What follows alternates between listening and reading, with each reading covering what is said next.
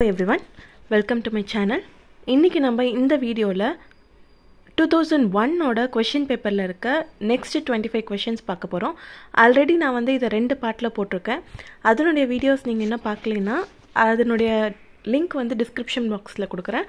அதை கிளிக் பண்ணி பாருங்க. சோ இன்னைக்கும் வந்து நம்ம answers with explanation ஓட தான் பார்க்க போறோம். வாங்க வீடியோக்குள்ள போலாம். So 46th question, who wrote essay on Boswell's Life of Johnson? So நம்மளுக்கு ஆல்ரெடி தெரியும் ஜான்சன் வந்து ஒரு 52 poets பற்றி லைவ்ஸ் ஆஃப் த poetsன்னு சொல்லிட்டு ஒரு பயோகிராஃபி மாதிரி ஒரு புக் பப்ளிஷ் பண்ணேன். அது கிட்டத்தட்ட நிறைய 3 வால்யூம்ஸில் போச்சுன்னு சொல்லி ஆல்ரெடி அந்த வீடியோஸில் பார்த்தோம் previous year question paper discuss பண்ணும்போது. பட் ஜான்சனோட லைஃப்பை வந்து பயோகிராஃபியாக யார் எழுதியிருக்காருன்னு பார்த்தோன்னா ஜான்சனோட ஃப்ரெண்டு பாஸ்வெல் அப்படின்றவர் எழுதியிருக்காரு. அந்த பாஸ்வெலோட லைஃப் ஆஃப் ஜான்சன் வந்து ரொம்ப பெரிய ஹிட் ஆச்சு. ஏன்னா நம்ம இப்போ வரைக்கும் வந்து பார்த்தோன்னா ஜான்சனோட ஒர்க்கை பேசுகிறத விட அவரோட கேரக்டர் அந்த மாதிரியெல்லாம் வந்து நம்மளுக்கு எப்படி தெரிய வந்ததுன்னா அந்த பாஸ்வெலோட லைஃப் ஆஃப் ஜான்சனை வச்சு தான். ஸோ நிறைய இதில் சொல்லுவாங்க என்னென்னா மற்றவங்க எல்லாரோட ரைட்டர்ஸோட ஒர்க்கை வச்சு நம்ம அவங்கள ஐடென்டிஃபை பண்ணுவோம். பட் ஜான்சனை வந்து நம்ம ஐடென்டிஃபை பண்ணுறது பாஸ்வெலோட பயோகிராஃபி வச்சு அப்படின்ற மாதிரி. அது அந்த அளவுக்கு ஒரு ஃபேமஸான ஒரு எஸ்ஸே இது. ஸோ அந்த இதை வந்து அந்த லைஃப் ஆஃப் ஜான்சன் பாஸ்வெல் எழுதினதை வச்சு ஒரு எஸ்ஸே எழுதியிருக்காங்க. அது யாருன்னு பார்த்தீங்கன்னா மெக்கலே, லார்ட் மெக்கலேன்னு சொல்லுவாங்க. நம்ம இந்தியாவில் கூட அந்த எஜுகேஷன் பற்றி நிறைய இதெல்லாம் படிச்சிருப்பாங்க, அது உங்களுக்கு தெரியும். So that is the person who has written essay on Boswell's Life of Johnson. Next question, as a philosopher, Coleridge was more interested in the philosophy of. So philosopher Coleridge வந்து philosopher அப்படின்றது நமக்கு தெரியும். ஏன்னா நம்ம ஹாஸ்லிட்டோட my first acquaintance with poets அப்படின்ற இதுலேயே பார்த்தீங்கன்னா மெயினாக வந்து கால்ரிட்ஜ் வந்து அட்மையர் பண்ணி தான் எழுதியிருப்பார். அப்போ கால்ரிட்ஜ் என்னவா போவார்னா ஒரு சர்மன் கொடுக்கறதுக்காக தான் போவார்.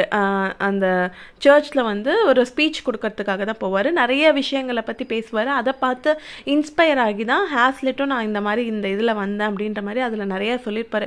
கால்ரிட்ஜ் என்னென்னலாம் பண்ணார், யார் யாரை பற்றிலாம் பேசினார், எந்தெந்த போயட்லாம் அவர் மீட் பண்ணார் அப்படின்ற மாதிரி கொடுத்துருப்பாரு. ஸோ கால்ரிட்ஜ் வந்து ஒரு ஃபிலாசபர் அண்ட் போயட் அப்படின்றது நமக்கு தெரியும். அவர் எந்த ஃபிலாசபியில் ரொம்ப இன்ட்ரெஸ்டடாக இருந்தார் அப்படின்னா ஜெர்மன் ஃபிலாசபியில். நீங்கள் பயோகிராஃபியா லிட்ரரியாலேயே பார்த்தீங்க அப்படின்னா நிறைய இது லிங்க்லாம் வந்து எக்ஸாம்பிள்ஸ்லாம் வந்து ஜெர்மன் ஃபிலாசபியிலேருந்து தான் எடுத்து கொடுத்துருப்பாரு. So that is what this question is. Next question, language really used by men should be the language of poetry. Who is the proponent of these views? So இதை படிக்கும்போதே உங்களுக்கு தெரிஞ்சிருக்கும் ரியல் மென் என்ன லாங்குவேஜ் யூஸ் பண்ணுறாங்களோ அதுதான் பொயட்ரியோட லாங்குவேஜாக இருக்கணும் அப்படின்னு சொன்னது யாருன்னா யாரும் இல்லை, நம்ம ரொமான்டிக் பொயட் வேர்ட்ஸ்வர்த். அவரோட ப்ரிஃபேஸ் டு லிரிக்கல் பேலட்ஸில் வந்து இதை எழுதியிருப்பார். இந்த விஷயத்தினால தான் கால்ரிட்ஜ்க்கும் வேர்ட்ஸ்வர்த்துக்கும் நடுவில் ஒரு சின்ன பிளவு ஏற்பட்டது அப்படின்னு சொல்லலாம். ஏன்னா கால்ரிட்ஜ் வந்து அதை வந்து அக்செப்ட் பண்ணலை. அவர் என்ன சொன்னாருன்னா கால்ரிட்ஜ் என்ன சொன்னார்னா ப்ரோஸை வந்து பெஸ்ட் வேர்ட்ஸ் அப்படின்னு சொன்னார், போயட்ரியை வந்து பெஸ்ட் வேர்ட்ஸ் அரேஞ்ச்ட் இன் பெஸ்ட் ஆர்டர் அப்படின்ற மாதிரி சொன்னார். கால்ரிட்ஜோட வியூ வந்து ரொம்ப ஒரு நல்ல ஒரு சூப்பர் நேச்சுரலாக இருக்கணும், அந்த வேர்ட்ஸ் வந்து ரொம்ப ஹைஃபையாக இருக்கணுன்ற மாதிரி. பட் வேர்ட்ஸ்வர்த் வந்து நார்மலாக எப்படி இருக்கோ அந்த இது மாதிரி தான் இருக்கணும் அப்படின்ற மாதிரி வேர்ட்ஸ்வர்த் இது. ஸோ இந்த லைனை சொன்னவர் வேர்ட்ஸ்வர்த். எதுலனா ப்ரிஃபேஸ் டு லிரிக்கல் பேலட்ஸில். Next question, the mariner in the ancient mariner kills. யாரை வந்து அவங்க கொன்னாங்க? த ஏன்ஷியன்ட் மரைனர்ன்றது உங்களுக்கு எல்லாத்துக்கும் தெரியும். The rime of the ancient mariner அப்படின்ற ஒரு போயம். இதுதான் வந்து லிரிக்கல் பேலட்ஸில் ஃபர்ஸ்ட் போயமாக பப்ளிஷ் ஆச்சு. இதை எழுதுனது வந்து கால்ரிட்ஜ். அதில் வந்து ஏன்ஷியன்ட் மரைனர் வந்து யாரை கொல்வாங்க அப்படின்னா ஆன் ஆல்பர்ட்ராஸ். இந்த போயம் வந்து எல்லாமே ஃபுல்லாகவே பார்த்தீங்கன்னா பனிஷ்மெண்ட், கில்ட், கர்ஸ் அதை பற்றி தான் இந்த போயம் ஃபுல்லாமே இருக்கும். Next question, who is called as poets poet? Poets பொயட்னு யாரை நம்ம கூப்பிட்றோம்னா ஸ்பென்சர். ஸ்பென்சருக்கு யார் இந்த பேர் வச்சா பொயட்ஸ்னு பேர் வச்சாங்கன்னா லேம்ப், சார்ல்ஸ் லேம்ப் தான் இந்த பேர் வச்சாங்க.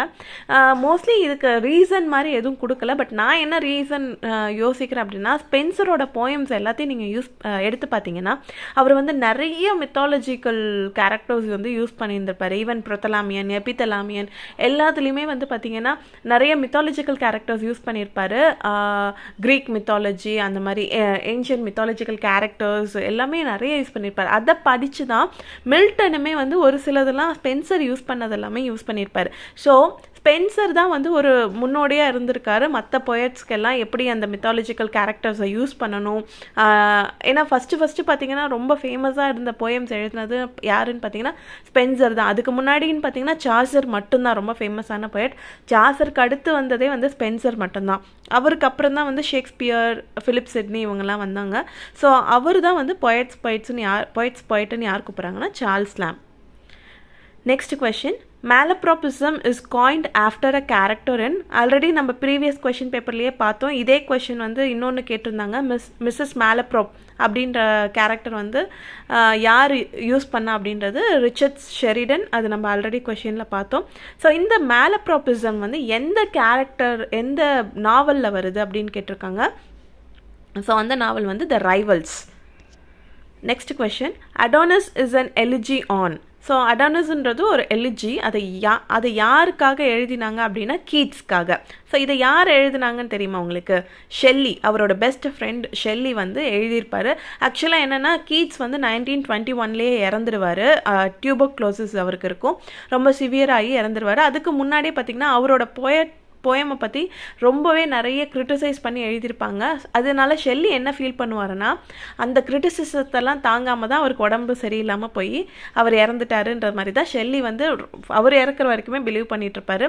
ஷெல்லி வந்து பார்த்திங்கன்னா அடுத்த வருஷமே 1922லேயே வந்து ஒரு ரிவரில் போயிட்டுருக்கும்போது அந்த போட் வந்து மூழ்கி போய் இறந்துருவார் 1922லேயே. ஸோ கீட்ஸும் ஷெல்லியும் ரொம்ப ரொம்ப க்ளோஸ் ஃப்ரெண்ட்ஸு. கீட்ஸ் இறந்த செய்தி தாங்காமல் பார்த்தீங்கன்னா ஷெல்லி வந்து அடோனஸ் அப்படின்ற ஒரு எலிஜி எழுதியிருப்பார். கீட்ஸ் இறந்த விஷயமே பார்த்தீங்கன்னா ஷெல்லிக்கு வந்து ரொம்ப நாள் கழிச்சு தான் தெரியும். அந்த மாதிரி ஒரு இது இருந்தது. Next question, Arnold's poetry is characterised by. So Arnold அப்படின்னா நமக்கு தெரியும் மேத்யூ அர்னால்ட். அவர் வந்து ஒரு Victorian poet plus major critic writer. So criticist. So அவர் வந்து நிறையா வந்து கிரிட்டிசைஸ் பண்ணி எழுதியிருக்காரு. த ஸ்டடி ஆஃப் பொயட்ரி இதில் வந்து ரொம்ப இம்பார்ட்டண்ட்டாக நிறைய டீட்டெயில்ஸ்லாம் கொடுத்துருந்துருப்பாரு. அவரோட பொயட்ரி வந்து எதெல்லாம் கேரக்டரைஸ் பண்ணியிருக்குன்னா a sense of epicurean pessimism, a note of Victorian compromise, a brooding paralysis of action. இது எல்லாமே வந்து அவரோட பொயட்ரியில் இருக்குது. So answer is all these. Next question, how many novels were written by Jane Austen? Jane Austen மொத்தம் எத்தனை நாவல் எழுதியிருக்காங்கன்னா ரொம்பவே easy. 6 novels தான் எழுதியிருக்காங்க. அதில் வந்து 4 வந்து அவங்க இருக்கும்போதே பப்ளிஷ் ஆச்சு, 2 வந்து அதுக்கப்புறம் தான் பப்ளிஷ் ஆச்சு. இவங்களோட நாவல்ஸ் இவங்க வந்து அந்த வீட்டுக்குள்ளேயே அந்த சொசைட்டியில் இருக்கிறத மட்டும்தான் பார்த்துருக்காங்க. அதை விட்டு அவங்க அந்த ஊரை விட்டுலாம் போனது கிடையாது. அதனால அவங்க அந்த இதில் இருந்து அந்த சொசைட்டியில் என்னென்ன ப்ராப்ளம்லாம் இருக்குது அப்படின்ற மாதிரி ஒரு விஷயத்தை வந்து ஒரு ஃபேமிலிக்குள்ளே ஒரு குட்டி ஒரு சர்க்கிள்குள்ளே என்னென்ன ப்ராப்ளம்ஸ்லாம் இருக்குது அப்படின்றத வந்து சொல்லியிருப்பாங்க அவங்க எல்லா நாவல்ஸ்லையுமே. ஸோ அதையும் வந்து நம்ம ஆல்ரெடி ப்ரீவியஸ் கொஷின் பேப்பரில் பார்த்துருந்தோம். ஒன் ஆஃப் த கொஷின் வந்திருந்தது. நெக்ஸ்ட் வந்து த தீம் ஆஃப் பேரடைஸ் லாஸ்டர்ஸ். ஸோ ரொம்பவே ஈஸியான கொஷின்.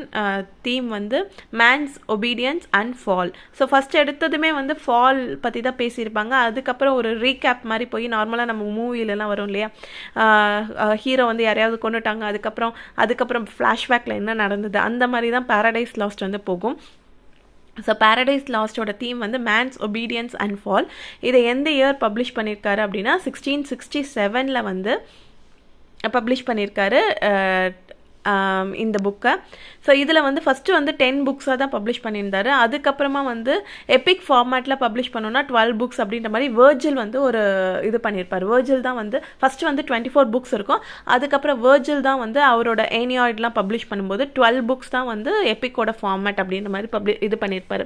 அதனால இவர் என்ன பண்ணுவாருன்னா அவர் எழுதின 10 புக்ஸில் இருந்தே 7th புக்கையும் 10th புக்கையும் கொஞ்சம் ஸ்ப்ளிட் பண்ணி 12 புக்ஸாக வந்து பப்ளிஷ் பண்ணுவார். So next question, which is the meter used in Paradise Lost? So Paradise Lostல எந்த மீட்டர் யூஸ் பண்ணியிருந்தாங்கன்னா pentameter, iambic pentameter of blank verse. So blank வேர்ஸை பற்றி நம்ம நேத்தி ஒரு வீடியோ போட்டிருந்தோம். அதில் வியாட்டன் சரே வர வீடியோவில் யூனிட் 1ல் இருக்க அந்த டீகோடிங் ஆஃப் சிலபஸில் வந்து வியாட்டன் சரே பற்றி டீட்டெயிலாக பார்த்துருந்தோம். அதில் வந்து பிளாங்க் வேர்ஸை வந்து யார் இன்ட்ரடியூஸ் பண்ணால் இங்கிலாண்டுக்கு? பிளாங்க் வேர்ஸ் வந்து இட்டாலியிலேருந்து வந்தது. இட்டாலியில் தான் ஃபஸ்ட்டு யூஸ் பண்ணாங்க. அதை வந்து யார் கொண்டு வந்து இங்கிலீஷில் யூஸ் பண்ணாங்க அப்படின்ற டீட்டெயில்ஸ் அதில் கொடுத்துருப்பேன். ஸோ அதை வியாட்டா சரேவா அப்படின்றத வந்து நீங்கள் கமெண்ட்டில் சொல்லுங்கள். Next who first used the term metaphysical. So இந்த கொஷனில் வந்து நிறைய பேத்துக்கு நிறைய கன்ஃபியூஷன் இருக்கும். ஸோ கன்ஃபியூஸே ஆக வேணாம், நான் ஈஸியாக சொல்கிறேன். ஸோ டேர்ம் ஃபஸ்ட்டு வந்து அந்த டேர்மை யார் யூஸ் பண்ணாங்க, மெட்டாஃபிசிக் அப்படின்ற ஒரு டேர்மை யார் யூஸ் பண்ணாங்கன்னா ட்ரைடன். ஸோ அவர் என்ன சொல்லியிருப்பாருன்னா, டன் அஃபெக்ட்ஸ் த மெட்டாஃபிசிக்ஸ் அப்படின்ற மாதிரி அந்த மெட்டாஃபிசிக்ஸ் அப்படின்ற வேர்டை வந்து யூஸ் பண்ணியிருப்பார். ஃபஸ்ட்டு வந்து யூஸ் பண்ணியிருக்கிறது ட்ரைடன். ஸோ இங்கே வந்து மெட்டாஃபிசிக்கல்னு நான் ஏன் கொடுத்துருக்கேன்னா, கொஷின் பேப்பரில் அந்த மாதிரி தான் இருந்தது. பட் அவர் யூஸ் பண்ண அக்யூரேட்டான வேர்ட் வந்து டன் அஃபெக்ட்ஸ் த மெட்டாஃபிசிக்ஸ் அப்படின்னு இருக்கும். அதுக்கப்புறமா ஜான்சன் வந்து மெட்டாஃபிசிக்கல் போயட்ஸ், இவங்கெல்லாம் வந்து மெட்டாஃபிசிக்கல் போயட்ஸ் அப்படின்ற மாதிரி லைவ்ஸ் ஆஃப் போயட்ஸில் லைவ்ஸ் ஆஃப் கௌலே கீழே வந்துட்டு கொடுத்துருப்பாரு. கௌலே, டன், கிளீவ்லேண்ட், இவங்க 3 பேர்த்தையும் வந்து மெட்டாஃபிசிக்கல் போயட்ஸ் அப்படின்னு சொல்லிட்டு அந்த 3 பேர்த்தை மட்டும்தான் அவர் சொல்லியிருப்பாரு. அதுக்கப்புறம் தான் வந்து அடிஷ்னலாக வந்து இன்னும் 4 பேரை வந்து இன்க்ளூட் பண்ணியிருந்தாங்க.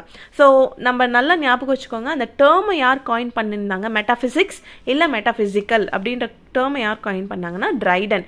மெட்டாஃபிசிக்கல் போயட்ஸ் அப்படின்னு சொல்லி அந்த 3 பேர்த்தை யார் ஃபஸ்ட்டு அட்ரஸ் பண்ணாங்க அப்படின்னா தான் டாக்டர் ஜான்சன் வருவார். நெக்ஸ்ட் வந்து the main subject of Donne's poetry is.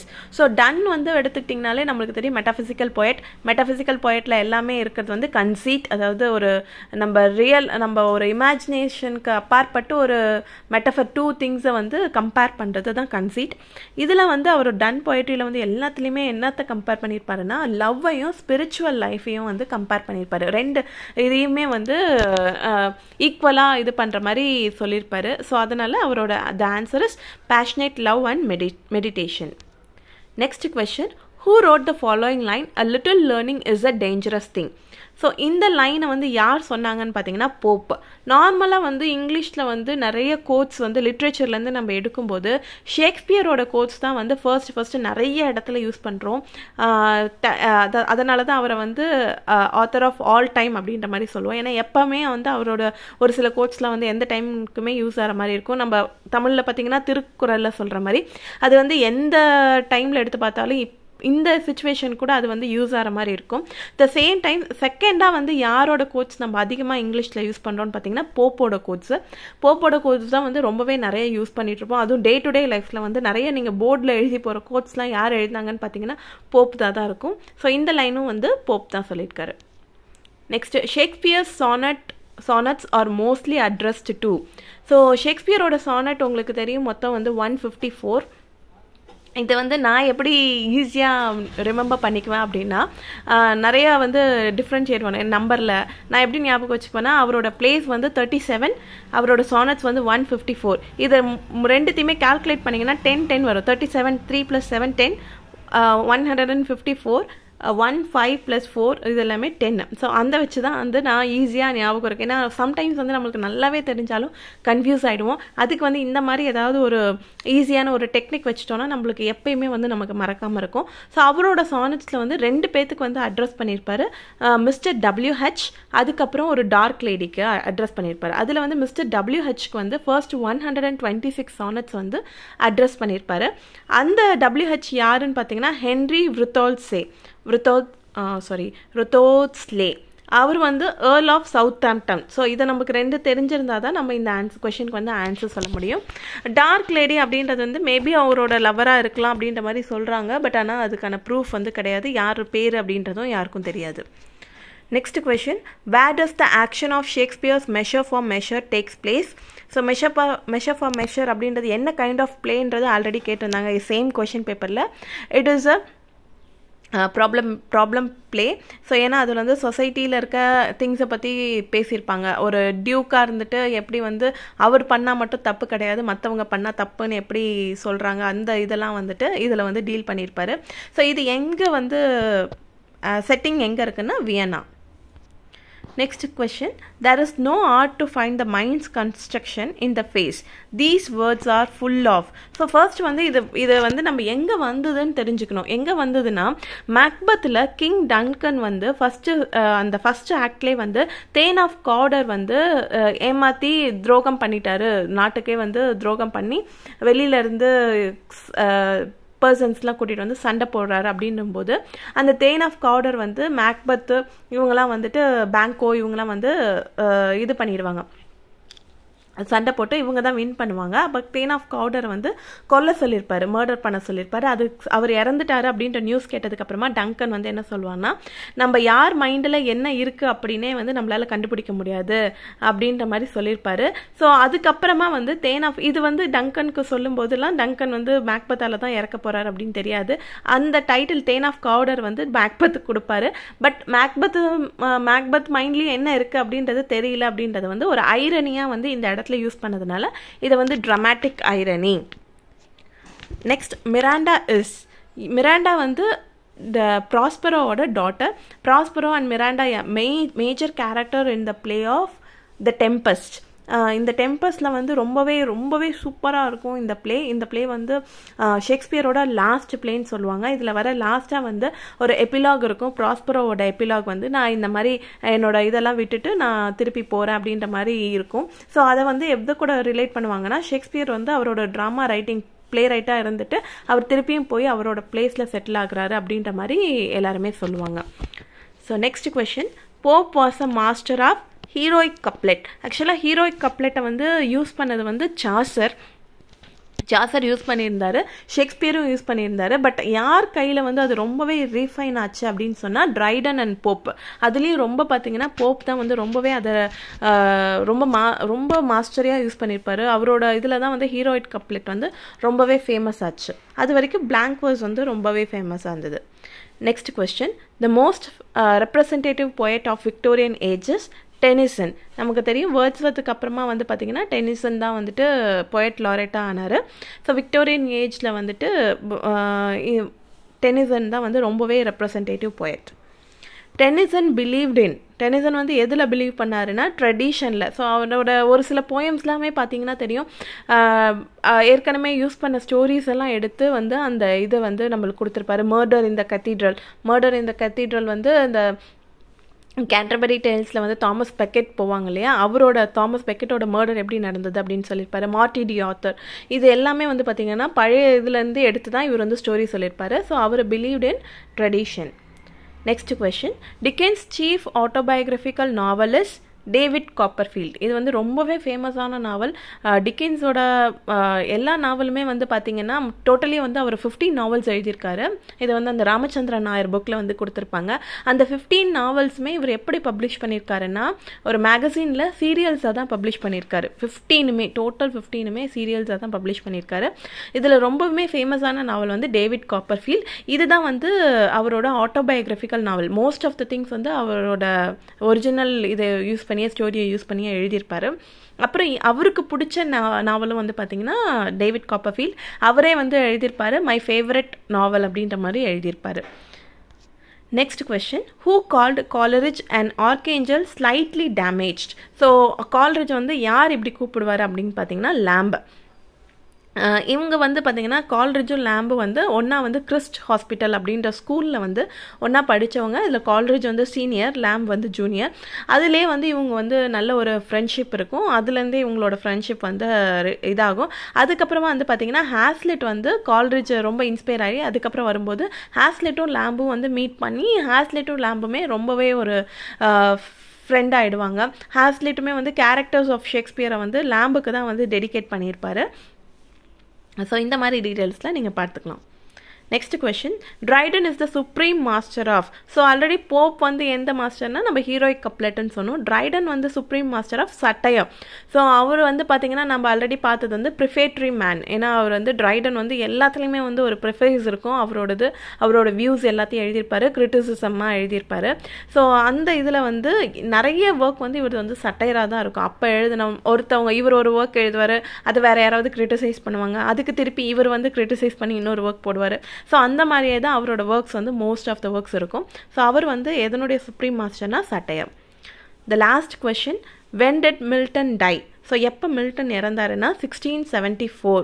So இந்த இயரில் தான் வந்துட்டு பாரடைஸ் லாஸ்ட் வந்து திருப்பி செகண்ட் டைம் வந்து பப்ளிஷ் ஆகுது. இதுக்கு முன்னாடி 1671 வந்து பார்த்தோன்னா பாரடைஸ் ரீகெயின்டும் சாம்சன் அகானிஸ்டும் வந்து பப்ளிஷ் ஆகும். ஸோ இது வந்து ஒரு ரொம்பவே இம்பார்ட்டண்ட்டான இயர்னு சொல்லலாம். ஸோ இதோட நம்ம 2001 கொஸ்டின் பேப்பர் வந்து முடிஞ்சுது. ஸோ இந்த எக்ஸ்ப்ளனேஷன் கேட்கறது மூலிமா உங்களுக்கு ஒரு நல்லாவே ஒரு அண்டர்ஸ்டாண்டிங் இருக்கும்னு நினைக்கிறேன். ஏன்னா இது எக்ஸ்ப்ளனேஷனோட கேட்கும்போது உங்களுக்கு வந்து இன்னும் படிக்கணும், இன்னும் தெரிஞ்சுக்கணும் அப்படின்ற ஒரு இது வரும். ப்ளஸ் இந்த ஆன்சர்ஸையும் வந்து நீங்கள் மறக்காமல் இருப்பீங்க. நாளைக்கு ஒரே இதை வந்து படிச்சுட்டே இருந்துட்டு மறந்து போகிறதுக்கு நீங்கள் எக்ஸ்ப்ளனேஷனோட பார்த்தீங்க அப்படின்னும் போது உங்களுக்கு மறக்காமல் இருக்கும். அதனால தான் இந்த மாதிரி எக்ஸ்ப்ளனேஷனோட வீடியோ போடுறேன். ஸோ உங்களுக்கு இந்த வீடியோ பிடிச்சிருந்ததுன்னா please like, share and subscribe. Thank you.